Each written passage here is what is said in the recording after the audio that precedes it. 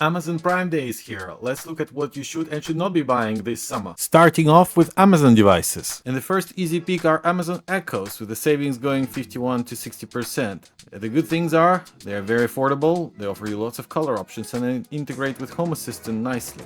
Unfortunately, sound is just about okay, and if you're trying to do a stereo pair, that's a pain. They refresh very often, so pretty much every year you need to be looking on a new one. And finally, it relies on cloud, which obviously is a bit of a bummer for those of you trying to build a local system. They are a good buy nonetheless, so if you want to spend money on something, that's one of your primary choices right there. Next up, something I wouldn't recommend you buying, Ring Security. Well, as a matter of fact, that applies to Blink Security as well. I mean, it is a decent set of cameras and doorbells, which integrates with Home Assistant and have a decent image quality, but it requires subscription, and that's a major cost that you need to factor in over the long term.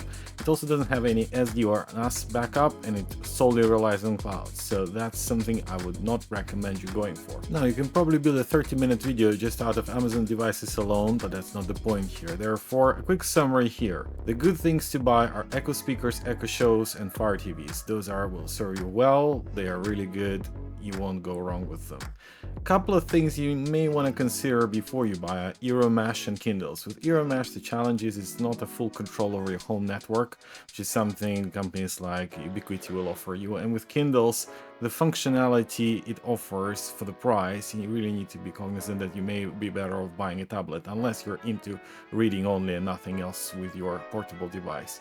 The three things I'll definitely not recommend are Ring Security and Blink Security, as I already mentioned, but also the Fire tablets. Those are slow. Those are really slow, and it will become annoying very quickly for you. As a matter of fact, I had a couple for my kids, and they were so slow that even for kids, I actually sold them and bought Samsung tablets instead. Next up, smart home devices. First up, Aqara Devices with the FP2 presence sensor, the first true presence sensor with a millimeter wave that you can install in your house and have a proper automations in your Home Assistant.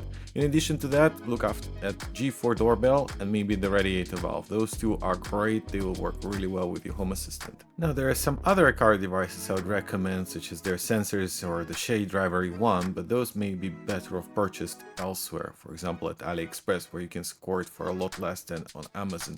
Yes, it will take a while for them to be delivered from China, but you will save quite a bit. Now, over to TP-Link Tapo P110, the energy monitoring smart plugs. For the pack of 4, you can buy them for just £30 and save over 40%. These are the best energy monitoring smart plugs out there. They integrate really well with Home Assistant and they are really effective. I actually find them better than any of the fully integrated smart plugs that you can buy and hardwire into your system. Moving on to Tado Starter Kit, the best thermostat on the market for a while now. I mean, it's better than Nest, it's better than Hive, anything else you can buy. It's really flexible, agile, really integrates well with Home Assistant. You know, you can't go wrong with that thermostat system. Finally, Nuki Smart Lock, best smart lock on the market in my view in terms of price performance. Works really well, can be manually worked, can be worked automatically or with a push of a button. Bunch of accessories if you need them. Really versatile system. Now let's talk gadgets. Starting off with Anker devices. First up, 737 high 40-watt power bank. That's really the Rolls-Royce of the power banks today. You can charge all of your devices at once, including your laptop. Moving over to 737 high 20-watt wall charger. That's again one of the best chargers you can get in the market. It's relatively small and it charges 3 devices at once, or you can charge your laptop, no problem. Finally, 6-to-1 MagGo power bank for those of you with iPhones. That's a great option for the MagSafe compatible charging. You know, I have a few of those lying around the house. They are always handy.